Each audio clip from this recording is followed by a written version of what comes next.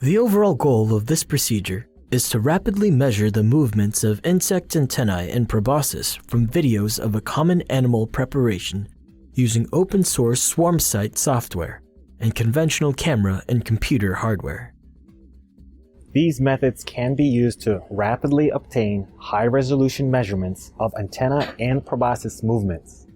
Application of these methods can elucidate how antenna and proboscis movements change in response to chemical, developmental, and genetic manipulations. The main advantage of this technique is that it can rapidly measure the movements using free software and does not require sophisticated video or computer hardware. Though this method can provide insight into odor responses in honeybees, it can also be applied to other insect systems.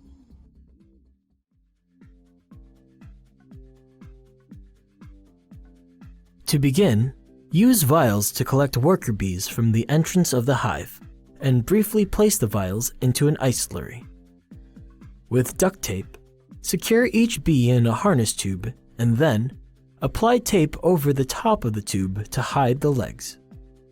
Ensure the legs cannot be seen from the top of the harness tube. Next, under a dissection microscope, use a low-temperature soldering iron to apply heated wax to the back of each bee's head to immobilize it.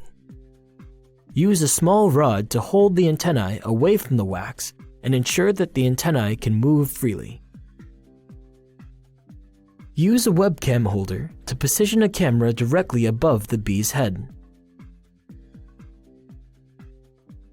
And use the recording software to inspect the video and zoom into the head.